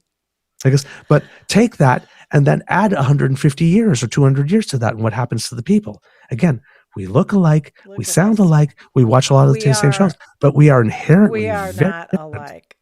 Like that, not like that. No, I mean here, I'm a firearm owner. I mean everybody is. They're crazy over the Second Amendment. And listen, and we have plenty of them too. It's not illegal to own guns in Canada, right? Because there's no constitutional right to it. But safety protocols and all that kind of stuff. Sure. And, right? There are rules and stuff like that, but you can. But there's no particular culture, and that whole thing, the growing up feelings that I need to have a gun at home for my protection. That's it. It's not a thing. If you live in a rural area, there might be coyotes. Like you have a farm, somebody might be coming. For your sheep or your chickens or whatnot. Yeah, absolutely. But no, absolutely, you need one. I'm worried about my neighbors Right? coming for me. I live in a really red area. I am into self-protection. But all right, redistribute the Great Lakes and take Canada's water. That phone call between he's now confirmed, right? Howard Lutnick, who is a complete clueless moron. Let me tell you. Oh my God. Really bad. And Canadian Finance Minister Dominic LeBlanc, reported by the Times, was also broached the subject of the Great Lakes. Now, you leave Great Lakes alone. I lived off of Lake Erie right across the street for 24 years. It's part of Canada and it's part of us. And I can walk to Lake Ontario from where I am. Beautiful. Okay, within 20 minutes. You're more north. All right. And Yeah. I used to be able to, I hung out on Lake Erie. I have lots of friends that live off of Lake Ontario. I mean, this is my area. I'm an honorary Canadian. Oh, yes. As I've been told. But this whole thing is crazy. He suggested using British Columbia's water in California. British Columbia needs their water. And you guys have had droughts and the heavy rains and the flooding and all. But the water needs to stay there for the fire situation. So they're insane. What do you think of this? This is the tap thing again, right? Yeah, they would take There is no tap. Number Yeah. one. Idiot.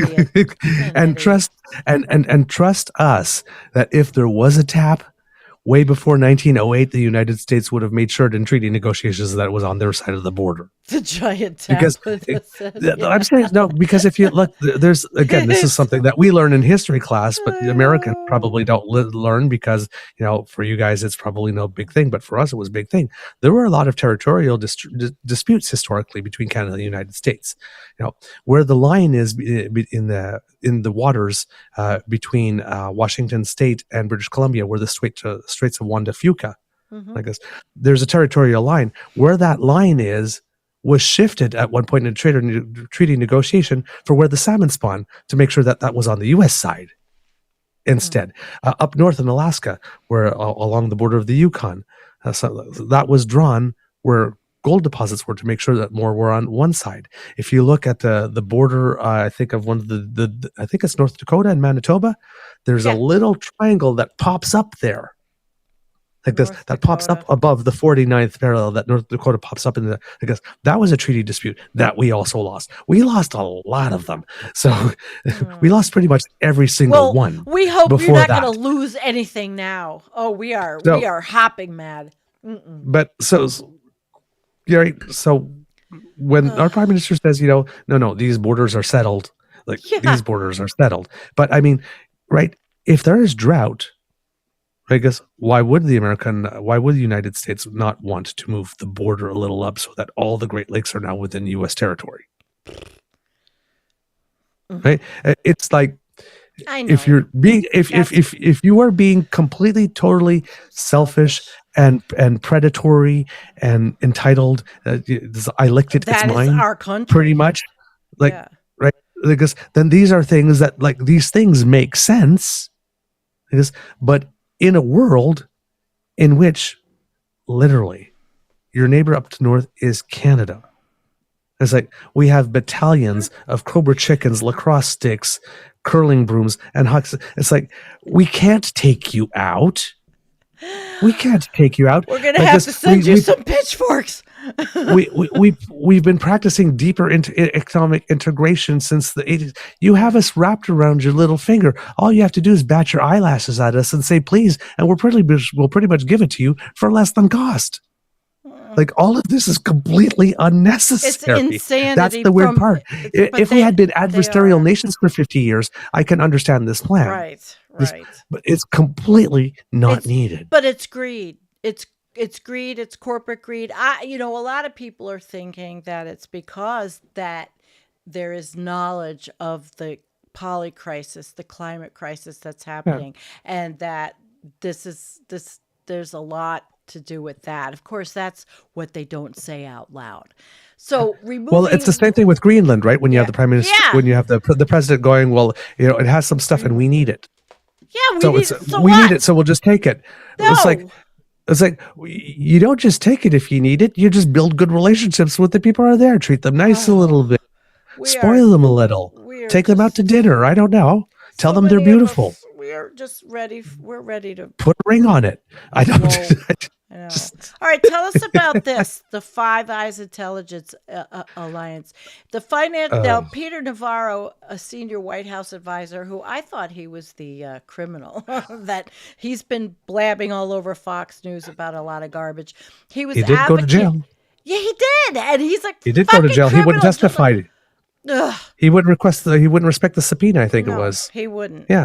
That's right. He wouldn't go in front of the committee. So he was advocating for Canada's removal from the Five Eyes, the International Intelligence Alliance. The coalitions, whose origins stretch back as far as World War II, consist of information sharing between the intelligence agencies of U.S., Canada, and the United Kingdom. Although maybe you guys don't want to be in it anymore with Tulsi Gabbard as no. I mean, I don't know. It's kind of scary. So what do you think about that?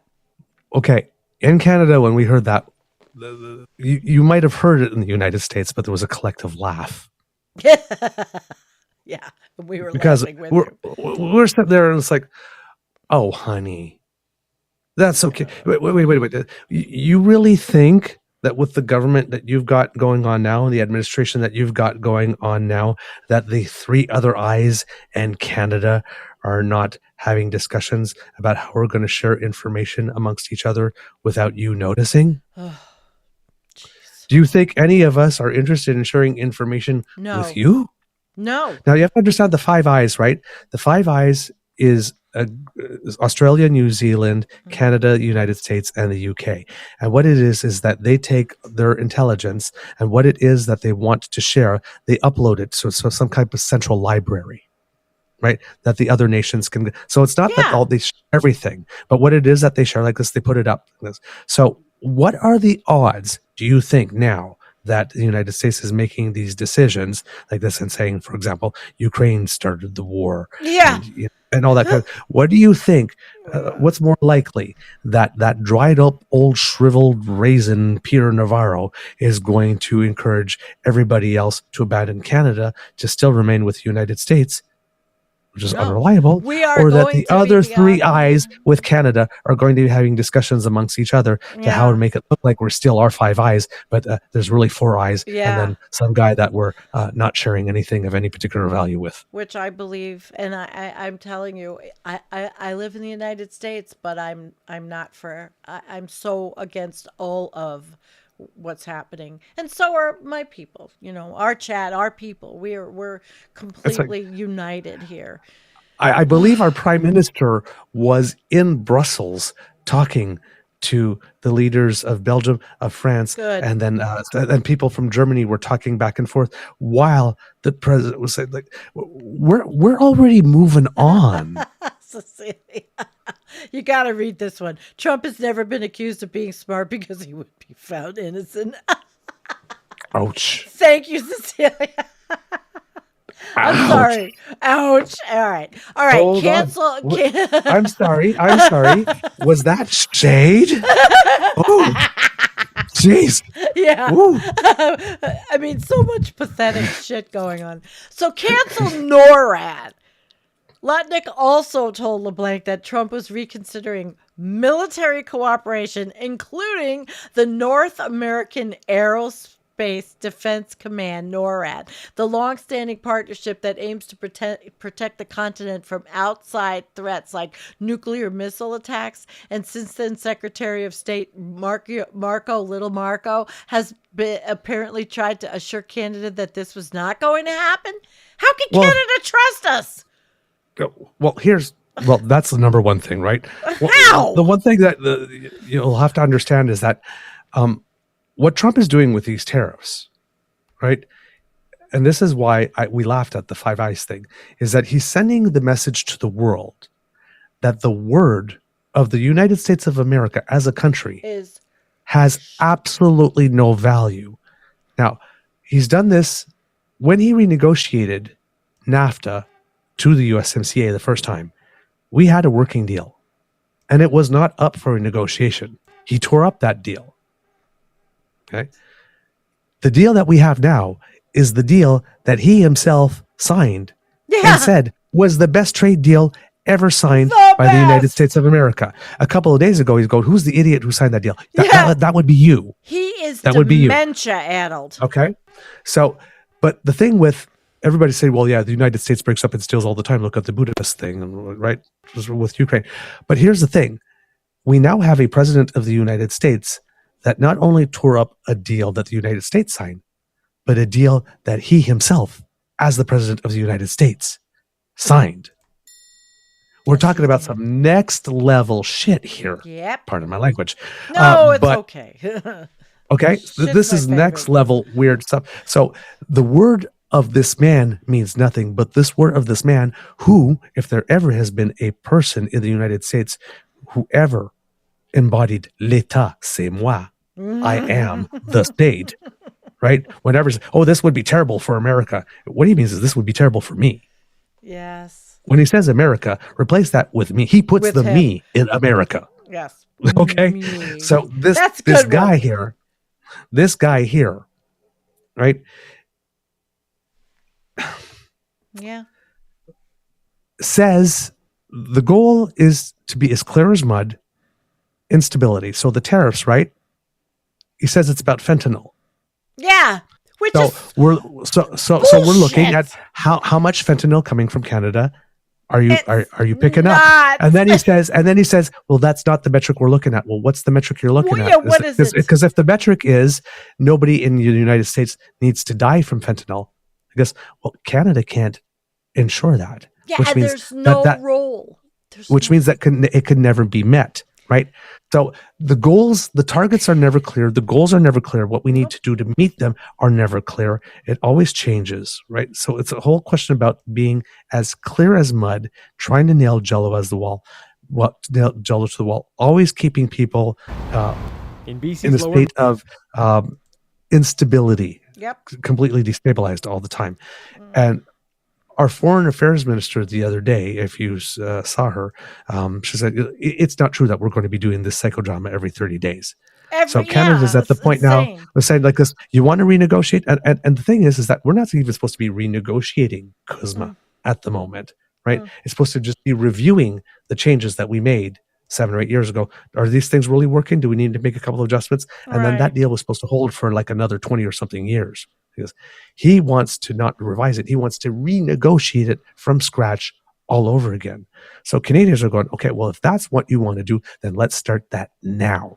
Let's start putting some things down on paper now. Because this back and forth and every 30 days lease to month lease. He wants to make us tariffs, crazy. not tariffs. Hi, Veg. Another Canadian's here. Yeah. And we're just not gonna, another one we're not with going to a play small that. channel. So the other thing that he is doing Yes. is that he says the one thing and its opposite.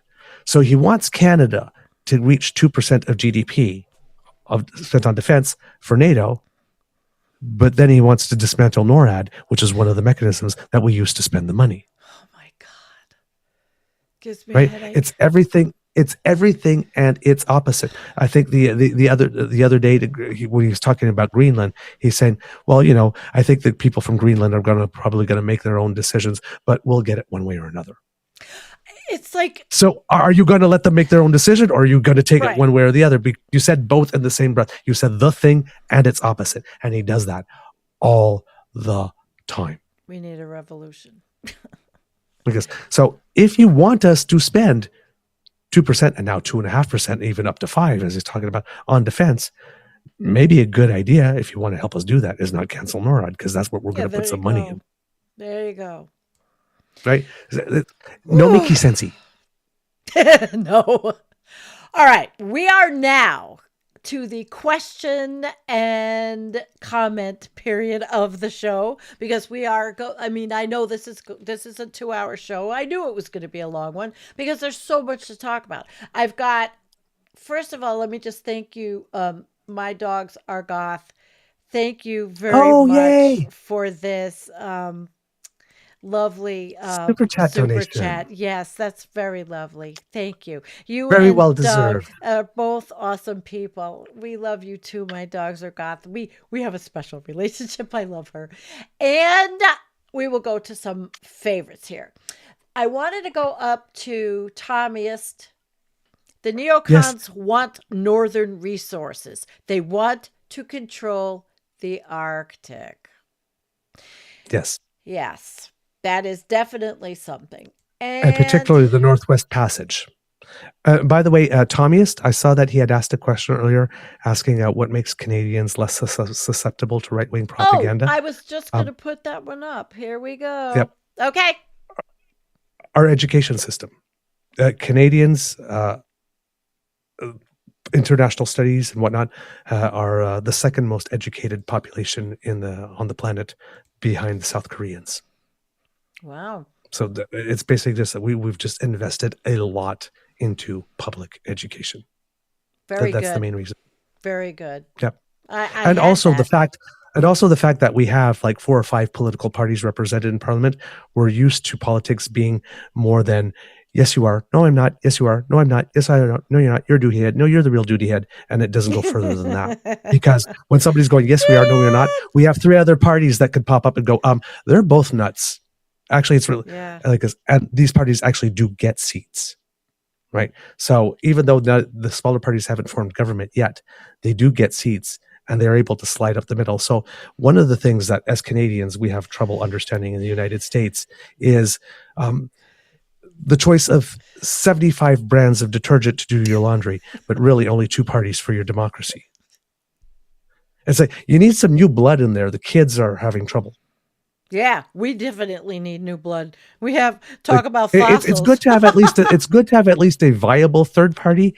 So when the 2 parties are not doing it for you, somebody could slide up in the middle and say, "Hey, they're both nuts. Boy, would we like that. Here's another way." A third party is a viable third party is very, very, very useful to remove polarization and gridlock.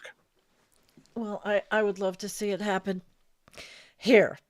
Okay, here's a very important question. Okay. Douglas, how do you actually know so many details about Canada and its history? And that's your background. Okay. That's your background. Well, one, I'm a very, very weird nerd. Number one, I've always been interested in politics, and I'm one of those weird freaks in Canada that's actually as patriotic about Canada as Americans are patriotic about the United States. Okay. I'm the weird Canadian that would be outside in January in a red speeding suit and white tank top with a Canadian flag going Canada because we just won a hockey game, right, running up and down the street. I'm the weirdo. There are very few of us. It's technically illegal in 4 provinces and 1 territory to be that patriotic. That's wonderful. I'm just joking. It's not that illegal. You're very cute. But I am. So I do love everything Canada. But my mind is this weird filing cabinet where information just gets stored like this. And if something really piques me, like I'm just able to just come and retrieve it. I do not know why my mind works that way, but it happens to work that way. Maybe you've never gotten COVID. Did you get it? Once. I did, but late, like 4 years late, 4 years after. Yeah, I had managed to avoid it, and then I got it in a dumb way. Me too. 2023 in October. I don't even know what I did. Yeah, I think it was like last week. But I forgot what I was saying, but it doesn't matter. I think I was done pretty much. Oh, you did good. Okay, I've got Poppy had a good question. How is Canada going to defend itself against America? Okay. Well, that's pretty easy. Canada can't defeat America, right? We don't have the size. We don't have the resources. We don't.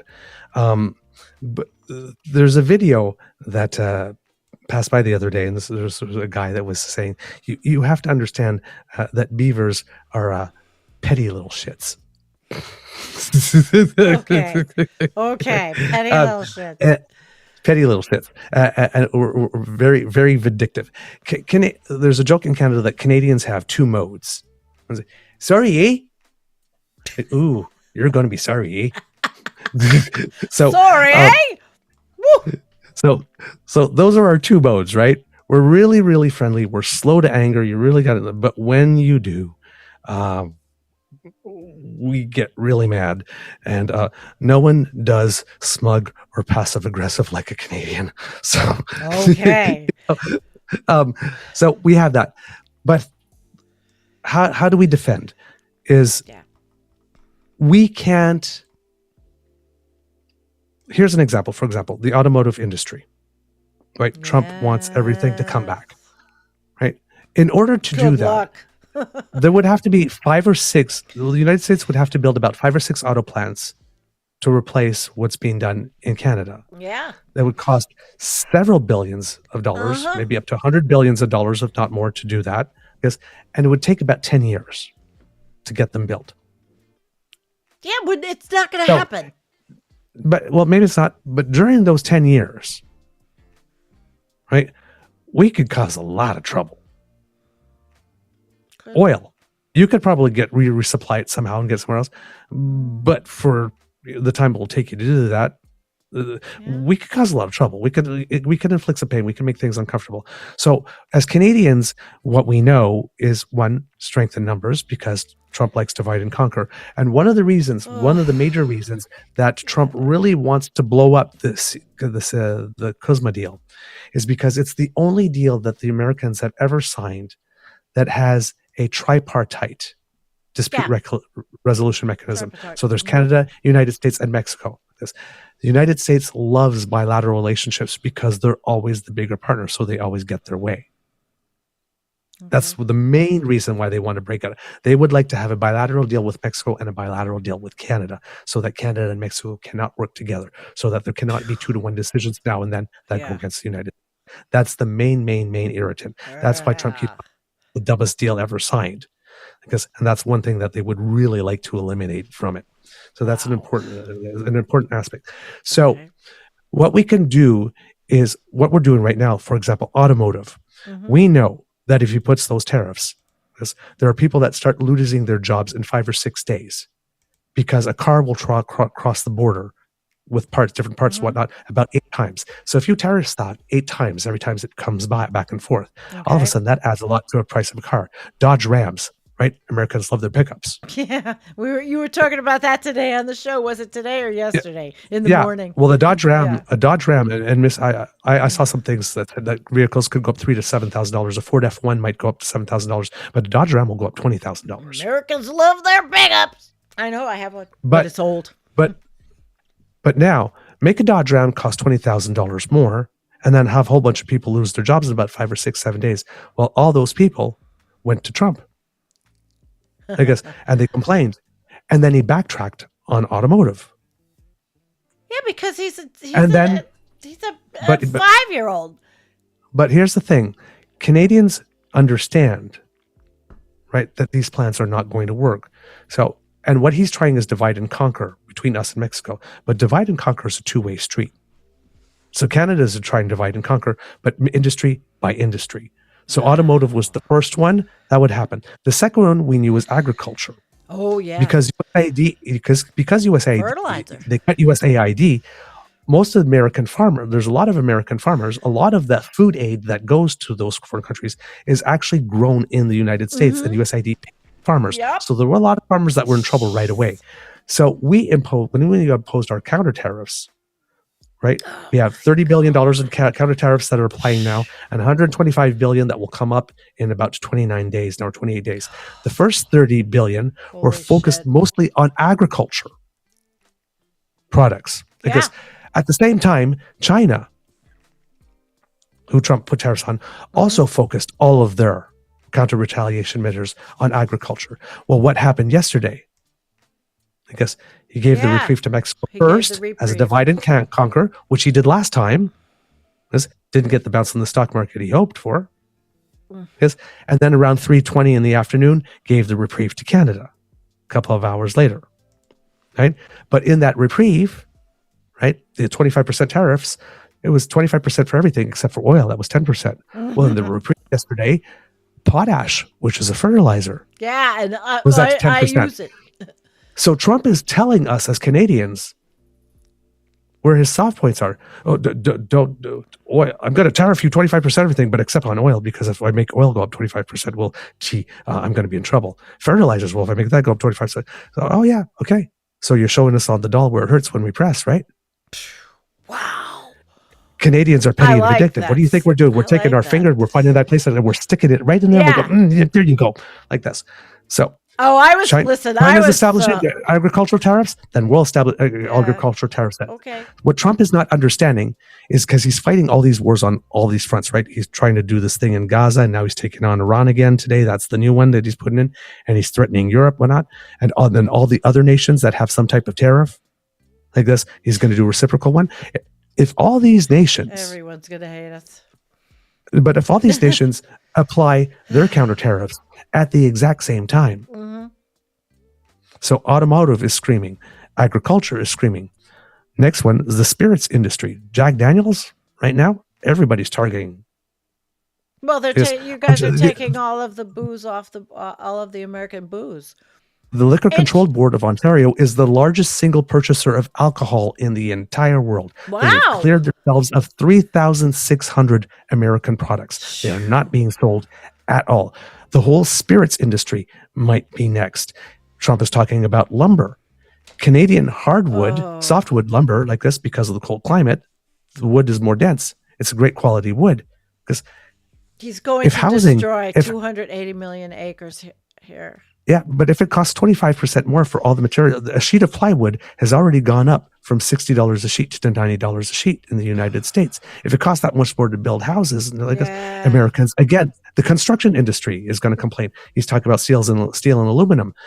What do you think that all that defense stuff gets built with? Oh, everything. Canadian steel and aluminum. Oh, Do you think that the American military complex industry is going to agree to pay 25%? So all these industries, one by one, are going to get in his ear. Like this, I'm going to say, you can't do that. Like this, and one by one, he's going to back down on them. And that's how we win. We're going to coordinate with other nations to coordinate our tariffs on a certain industry at the same time to make people in America complain to Donald Trump, say, hey, you're hurting us. And the one thing that Canadians have learned about Donald Trump, and the world has learned about Donald Trump from his first time, is that this man can dish it out, but he cannot take it. He cannot tolerate pain in any way, shape, or form. He wants to be loved, and he thinks the stock market is the economy. So when he makes a move and the stock market goes down, he gets sensitive. And the one rule in Republican politics that we keep on saying, we tell our viewers on our show, there's one golden rule, and pardon my language again, it's don't fuck with my money. There you go. Donald Trump, by making an environment that's completely stable and unpredictable, is fucking with people's money. And right now the call is coming from inside the House. Even Republican people that support Trump's tariffs are telling Trump privately, you need to poop or get off the pot. You either impose them or don't impose them. But this back and forth yo-yoing, we can't support this. We know that. When Trump cut the tariffs on Mexico yesterday morning and he didn't get the bounce, Canadian says, all we got to do is sit and wait, because before the end of the day, he's going to cut the tariffs on us too. And sure enough, he did. Just like he did a month ago. Oh, he's such an ass. All right. I got Ernie, beautiful Ernie, who lives in the most beautiful place. You know, a lot of the Canadians that are here make little YouTube channels. Ernie has a beautiful YouTube channel. Will the world defend Canada? I can answer that. Hell yeah. I think so. We hope so. Well, I don't know. How can anybody? I mean, the world is laughing at the United States now. It's just laughing at the United States. People are just, except for the billionaire class of morons. Listen, I would say that maybe yes, but the one thing that we have to consider, and we can't get too smug on that one, is that if the world is being divided, in those three things, Europe might have its hands full with Putin, and Korea and Japan might have their hands full with Xi, that there might not be people there to come help us. Oh, that's a good point. Holy shit. All right, let's go. Sorry to be a bummer on that one. No. We've got a few more, and then I'm going eyes to wide say open. goodnight. I know. And my eyes are wide open. Are you still here, Moon Man? Contrary to the expansion of tar sands, the fossil is still flowing. That's a comment. That was from earlier. I see Driftless Hermit here says Douglas is a really nice guy, but seems pretty reserved. Did you let him know that he can say fucked and shit on this channel? I know. Hopefully I've redeemed myself since. Yeah. Where is he? Yeah. Yes, because they know I'm a potty mouth. I mean, I am. And most of my videos can't even get monetized anyway. See, I'm typically not, except for when I'm playing when I'm talking about politics or when I'm playing sports. Then all of a sudden, all the swear words come out. That's all right. Otherwise, I usually don't. But there's something about politics that brings out the bombs. Well, everything brings it out for me. But we didn't even talk about that Polyev idiot, but you know what? We don't have time. The less spoken about him, the better. Right. Oh my God. We just don't have time. Okay, let's see. I wanted to get a couple more questions, and then we've got to go because I'm a person that can only sit for 2 hours. Literally can sit. Yes. I'm very disabled in the neck and the back. And self-care is most important. Oh, Saucy, I love you, honey. She says this is why Alberta wants to become part of the U.S. or their own country. The oil, the comment from earlier. Yeah, the oil. Alberta is definitely the odd man out, I think, because of their oil. So, all right, let's see, guys. No government is addressing climate change in any meaningful ways, as William Rees outlines. Not really, but we all know that because this channel is full of a bunch of doomers. So, I mean, Yeah. we really are. I mean, Yeah. we are. We're, When, you know, when you were asking, yes. go ahead. Go ahead. No, I'd say when I talk about things like activism and doing your local things and doing all these things, I never forget the big picture. Our CO2 is off the charts. We are hotter than we've ever been. We are not changing, and we're not going to change fast enough. But that doesn't mean don't stop doing things and don't stop trying to make life better. And because now we're seeing the cruelty is the point in the United States, and we have to counteract that in any way we can.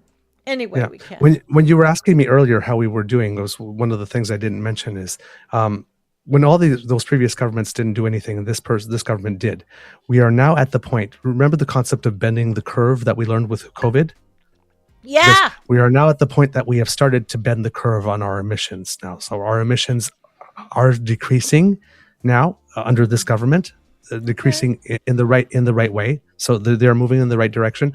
And there's a couple of right now with all the measures that we have in place, we're not completely on track to meet the goal that we set, but there are a couple of other measures that we have, Nobody like is, a cap on production from the oil and gas sector and all that type of stuff, which if those are put in place right now, according to the people who are monitoring it, we would be on track to I meet think our everybody should So do far, everything except for stupid things like big carbon capture and all that technology shit, because that's just using more fossil fuels. It's greenwashing. Okay, we can do that. But we had to do a lot of heavy lifting to be able to get at this point. And we can do it though we are naturally. but even though we are building the curves, we are far behind many other nations, because from 1984 until about 2015, we talked a good game but did SFA. We have to own that. Yeah, I hear you. Toronto Dan, we have always been brothers and sisters. We both have leaders who aren't the best. Let's, as friends, work together to keep that strong bond. We are willing and able to be a great partner, and that's a beautiful, beautiful statement. Thank you. I see him every morning on your show. I do. Kid Dan's I amazing. absolutely do. And Linda says the Indigenous and First Nations people will have quite a bit to say about redrawing borders. Absolutely. Oh, yes, absolutely. Yes, because there's a whole bunch of part in Canada that's unceded treaty land. So, that's not going to happen very easily. I see Nina Canadian asked, could Douglas explain kits and cubs? Where does it come from? Oh, yeah, a kit is a baby beaver. And cub, of course, a baby bear. Since I'm Mr. Beaver and my co-host is Mr. Grizzly, we've decided to call our audience kits and cubs. I think it's so cute. That's all it is. It's very endearing. That's why I get up every morning, and I'm mad when I don't get up early. I'm trying to go to bed early now so I can get up and watch a show. Because with my coffee, I watch a show. I'm feeding my cats. I'm filling my firewood. You know, I heat my house with wood. I'm doing all the things, but I got you guys on, and I'm learning, and I loved it. And this show was really good. You came prepared. I am. Oh, thanks. Well, you did. You asked great questions. Well, I didn't ask them. I just wanted to go through these things, but you really stepped up to the plate. I love it. I'm thrilled. Thanks. So, all right, everybody, listen.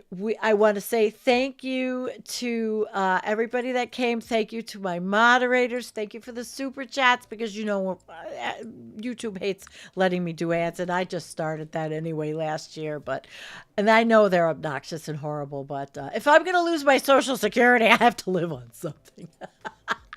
It's not funny, and I don't want to talk. I've made so many videos. If anybody doesn't know my channel, check out all my playlists. I make videos about everything. I make videos, I do live streams, but I like make videos about everything. So, because that's how I get it out, I get it out by making videos. But okay, so what are you saying? Looney Tunes is another mod. We love him. Before leaving, hit the like, share, subscribe, and become a member. Yes. Become a member, because I'm going to start doing members live streams too. Our next show is Sunday morning, and I have a hell of a show. Oh, I'm already planning on my show. Sundays, I'm by myself, but it's like my venting day. It's called Pajama Sundays.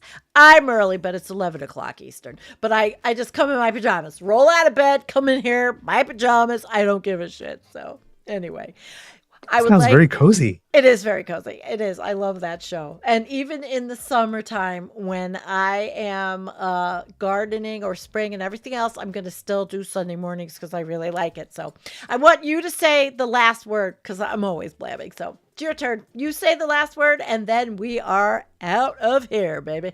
Oh, wow. Okay. Well, hey, everyone. Thank you so much for the welcome. I'm looking through the comments in the chat, and you are very, very kind and welcoming. Thank you so much. Really appreciate that. And thank you to the kits and cubs from our show that came in and popped in tonight. Hopefully, you will become regulars because Sandy's show is absolutely fantastic and amazing. You always learn a lot when you watch it. I know I do. So I hope that you will, if you've come in here for the first time, that you will add this to your information diet. Thank you. Thank you to everyone. A match made in heaven. Yes. So cute. To all the Americans who are watching, our Prime Minister said this, and most Canadians do believe this. So I'm speaking for a lot of us when I say this. If you hear us booing your national anthem, it's okay. Please, please, please, please understand that we are not booing you, the American people. We are not booing your country. Yep. We are not booing your flag. We're booing it too! Because we're not booing. I mean, we are booing the anthem, but we're not even booing your anthem. I know. Right? We are booing the current administration. Yep. Because the administration has declared war on us. I know, and it hurts us. Right? It hurts us. And Saucy, and we as love Canadians, you too. We love you and too. And as Canadians, our feelings are very, very hurt because we have been very, very dependable and very, very, very good friends over the last over 150 years. So this comes new behavior out of the blue. Anybody who's been in a personal relationship with someone that you love very much, that have suddenly seen new behavior that's been very disconcerting or even threatening out of the blue, are often left confused. So Canadians understand that we are dealing with the TV president. I know, and it's disgusting. We understand that the only way to communicate our displeasure to him is to do something that he will see on TV. So booing American national anthem during a sporting event, particularly the Four Nations, which was a big thing that was happening at the time, is something that we know that American news is going to report on and will get to him. That's right. So we're not booing you. We're not booing you. No. We're booing the administration, and we're doing the one thing that we know he will hear because he is addicted to TV. But we're doing it right along with you. Yeah, but not everybody is. Well, not everybody is. No, of course not. But right? our ilk. Yeah. You know, our folk. I love Canada. I mean, I live right by the Peace Bridge forever. I mean, it hurts. This hurts us. Yes, but Canadians don't get a lot of opportunity to be on American news and explain. So it makes it very easy. It makes it very easy for someone with not good intentions to turn around and say they're booing your military, or they're booing American, or they're booing you. Why do Canadians hate you? It's like, no, that's not it. It's like, so from a Canadian, you're hearing it from the horse, from the beaver's mouth, so to speak. Well, thank you, sweetheart. It really is the administration. We have a saying in Canada that says that Canada is the mouse that shares a bed with an elephant. And when the elephant rolls over, we feel every twitch. Yeah. Right. So we have to be very careful that we don't get rolled over. So we're doing what we can do and what we know we can do. But please know that it is a specific, very targeted response. We all have family and friends and people that we love in the United States of America. And as Canadians, we are very familiar with the concept of being upset with your administration, but not being upset with you. Except this time it's on steroids, though. It's on steroids. And that, guys. But other than that, it's love and it's real. We love you too. I will see you in the morning for your show. I know I'll be up. I will be up. Everybody, thank you. I'll see you on Sunday. Douglas, Big hugs, everyone. you are wonderful. Big hugs! He's just like me. Big hugs. Good night, guys. Good night. Mwah.